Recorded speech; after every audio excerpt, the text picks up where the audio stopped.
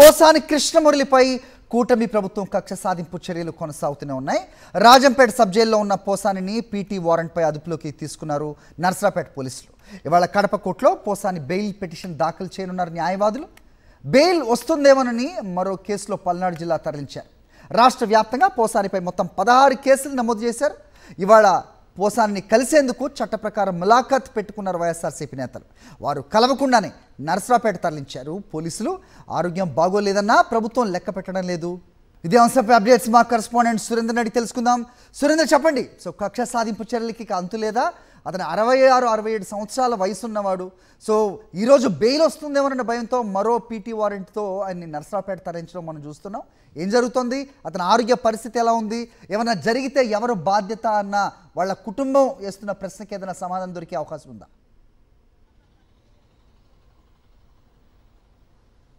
అది కూటమి ప్రభుత్వం అధికారంలోకి వచ్చిన తర్వాత అందరి మీద కక్ష సాధింపు చర్యలైతే కొనసాగుతున్నాయి. ఎవరైతే గత ప్రభుత్వంలో ఉన్నారో వాళ్ళందరినీ కూడా టార్గెట్ చేసి అరెస్టులు చేస్తున్న పరిస్థితి అయితే కనిపిస్తుంది.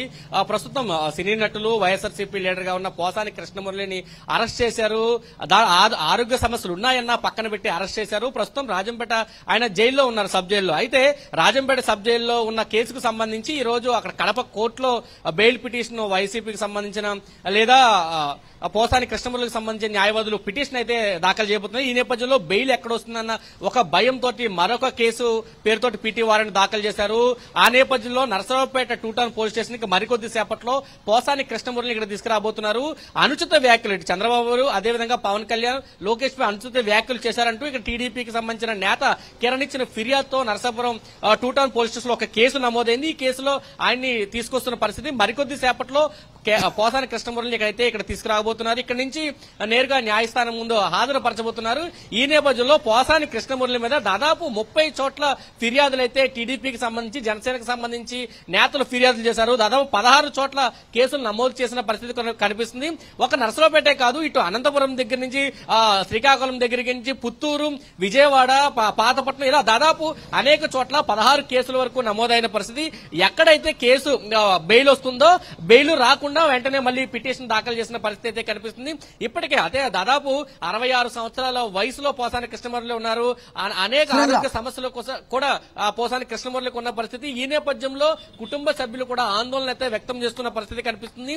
ఎక్కడా కూడా బెయిల్ రాకూడదు, దాదాపు జైళ్లలోనే ఎక్కువ శాతం ఉంచాలి, పోలీస్ స్టేషన్లు తిప్పాలన్న ఒక ఉద్దేశపూరిత కక్ష సాధింపు చర్యలు అయితే చాలా స్పష్టంగా కనిపిస్తున్నట్లు తెలుస్తుంది. ఈ రోజు ములాఖత్ అంటే పోసాని కృష్ణమురళిని రాజంపేట జైల్లో ములాఖత్ కు వైసీపీ నాయకులు కూడా ఉన్నారు. ఎక్కడైతే వైసీపీ నాయకులు ములాఖత్ జరుగుతుందో, కుటుంబ సభ్యులు కలుస్తారో వాళ్ళకి భయాందోళన కూడా కూటమి నేతల్లో కనిపించింది. ఆ నేపథ్యంలోనే ఎవరూ కలవకుండా ఇటు నర్సరావుపేట పోలీసులు అదుపులోకి తీసుకోవడం, అక్కడి నుంచి నేరుగా ఇక్కడ తీసుకురావడం కూడా జరుగుతుంది.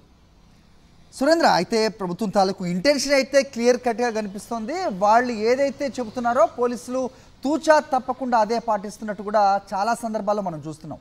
కోర్టు ముట్టికాయలేసినా, ఆగ్రహం వ్యక్తం చేసినా వీళ్ళ తీరులో మార్పు అయితే కనిపించని పరిస్థితి. మరి ఇలాంటి పరిస్థితుల్లో కోర్టు ఇంటర్వెన్షన్ ఉండబోతోందా అని చాలామంది అడుగుతున్న ప్రశ్నగా అయితే ప్రస్తుతం మనం చూస్తున్నాం. సో లీగల్ అడ్వైజ్ మేము ఇస్తాము, లీగల్ సహాయం మేము అందజేస్తామంటూ వైఎస్ఆర్సీపీ నేతలు కూడా చెబుతున్న క్రమంలో వాళ్ళ నెక్స్ట్ యాక్షన్ ఏమై ఉండబోతోంది? అదేమన్నా అప్డేట్స్ ఉన్నాయా? ఈరోజు ఏమన్నా కలవబోతున్నారా నర్సరావుపేటలో? అలాంటి అవకాశం ఏదన్నా ఇస్తారా కూటమి ప్రభుత్వంలో పనిచేస్తున్న పోలీసులు?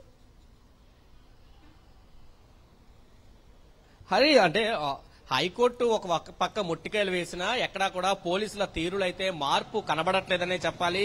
చాలా స్పష్టంగా చెప్తుంది. ఇటువంటి కక్షపూరిత చర్యలు మానుకోవాలంటూ హైకోర్టు చెప్పినా ఎక్కడికక్కడ అంటే ఆంధ్రప్రదేశ్ లో అంబేద్కర్ రాజ్యాంగం కాకుండా రెడ్ బుక్ రాజ్యాంగం అమలవుతుంది. ఆ రెడ్ బుక్ రాజ్యాంగాన్ని ఇటు ఆంధ్రప్రదేశ్ పోలీసులు కూడా శిరసావహిస్తున్నారని చాలా స్పష్టంగా కనిపిస్తుంది.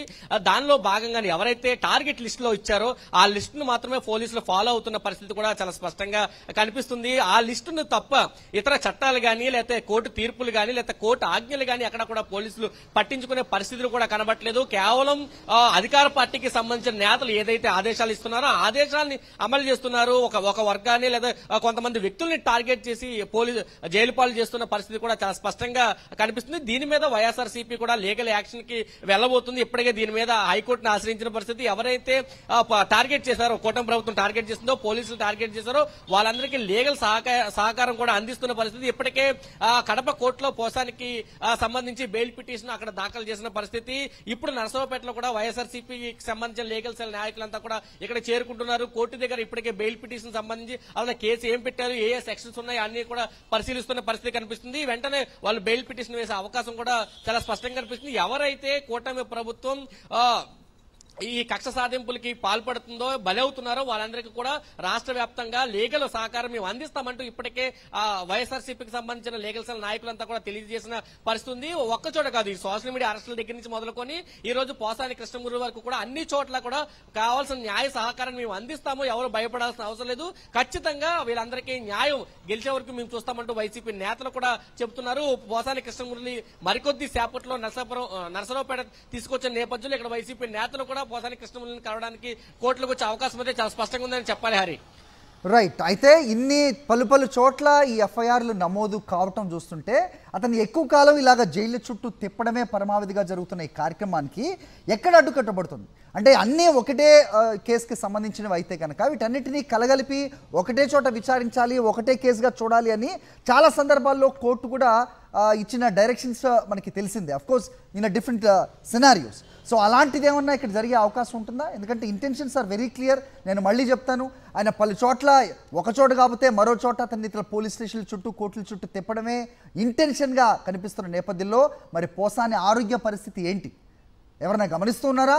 మార్గ మధ్యంలో ఆయనకి ఏమైనా టెస్ట్లు అవసరమైతే చేసే అవకాశం ఉందా సురేంద్ర?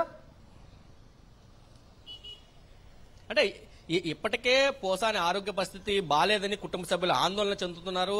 తనకు కావాల్సిన మెడిసిన్స్ కూడా సరిగ్గా అందించలేని పరిస్థితి ఉందని చెప్పి వాళ్ళ ఆందోళన వ్యక్తం చేస్తున్న పరిస్థితి కూడా కనిపిస్తుంది. అయితే పోసాని మీద పెట్టిన కేసులన్నీ కూడా ఒకే తరహా కేసులు అయితే కనిపిస్తున్నాయి. ప్రధానంగా చంద్రబాబు, లోకేష్, పవన్ కళ్యాణ్ ని అనుచిత వ్యాఖ్యలు చేశారు అంటూనే ఈ కేసులన్నీ నమోదైన పరిస్థితి. అయితే ఈ అన్నింటినీ కేసులకు సంబంధించి ఒకే తరహా కేసులన్నింటినీ ఒకే విధంగా చూడాలి, ఒకే చోట అరెస్ట్ చేయాలి, లేదా ఒకే చోట ఇవన్నీ చర్యలు తీసుకోవాలంటూ హైకోర్టు చెప్పినప్పటికీ దాన్ని పూర్తిగా బేఖాతరు చేసిన పరిస్థితి కూడా కనిపిస్తుంది. పోలీసులు చాలా క్లియర్ కట్ గా ఎవరైతే ప్రభుత్వాది నేతలు ఆదేశాలు ఇస్తున్నారో ఆదేశాలను మాత్రమే అమలు చేస్తున్నారు తప్ప చట్టాన్ని గానీ దానిలో ఉన్న సెక్షన్స్ గానీ అక్కడ కూడా అమలు చేయట్లేని పరిస్థితి ఆంధ్రప్రదేశ్ లో చాలా స్పష్టంగా అనిపిస్తుంది. మరొక పక్క ఆరోగ్య సమస్యలకు సంబంధించి చూస్తే కొద్దిసేపటి క్రితమే నెల్లూరులో ఆగిన పరిస్థితి. ఆయనకి ఇప్పటికే బీపీ, షుగర్ ఉంది, గుండె సంబంధిత వ్యాధితోటి ఆయన బాధపడుతున్న పరిస్థితి కూడా కనిపిస్తుంది. చాలా క్రిటికల్ గా ఉంది. అయితే ఈ అన్నిటి మీద పోలీసులే ఒక స్టేట్మెంట్ విడుదల చేశారు. ఆయన నాటకాలు ఆడుతున్నాడు, ఇటువంటి ఆరోగ్య సమస్యలు లేవంటూ వీళ్లే చెబుతున్న పరిస్థితి. అంటే తమ మీదకి ఏది రాకుండా ఉండడానికి కావాల్సిన అన్ని దారుల్ని పోలీసులు ఏర్పాటు చేసుకుంటున్నారు. కేవలం కక్షపూరితంగా పోసాన్ని అరెస్ట్ చేశారు, కేవలం ఇరికించే ప్రయత్నం చేస్తున్నారు. ఎవరిని అరెస్ట్ చేసినా మినిమం 2-3 నెలల పాటు జైల్లో ఉంచాలి, ఖచ్చితంగా మేము కక్ష తీర్చుకున్న తర్వాతే వాళ్ళందరినీ విడుదల చేయాలి తప్ప ఎక్కడా న్యాయం, చట్టం ఇటువంటి ఎక్కడా పాటించలేదని చాలా స్పష్టంగా అర్థమవుతున్న పరిస్థితి కనిపిస్తుంది. దానిలో భాగంగా నరసరావుపేట తీసుకొస్తున్నారు. ఇక్కడ తీసుకొచ్చిన తర్వాత ఇక్కడ న్యాయమూర్తి ముందు హాజరుపరుస్తారు. తర్వాత పరిస్థితి ఎలా ఉంటుంది? ఇక్కడ గనక బెయిల్ వస్తే వెంటనే ఇంకొక పీటీ వారెంట్ వేయడానికి సిద్ధంగా ఉన్నారన్న సమాచారం కూడా అందుతుంది. అన్ని చోట్ల దీనికి సంబంధించిన ఇప్పటికే పోలీసులు సిద్ధంగా ఉన్నారు. దానికి సంబంధించిన ఆదేశాలు కూడా అందినట్టయితే చాలా స్పష్టంగా తెలుస్తుందనే చెప్పాలి హరి. రైట్ సురేంద్ర. సో యాక్చువల్గా పాత సిఆర్పిసి సెక్షన్ 161 ప్రకారం ఒకే తరహా కేసులు పలు చోట్ల ఎఫ్ఐఆర్లు నమోదైతే కనుక అది పోలీస్ కానీ లేకపోతే కోర్టు కానీ ఖచ్చితంగా డైరెక్షన్స్ ఇచ్చే అవకాశం ఉంటుంది.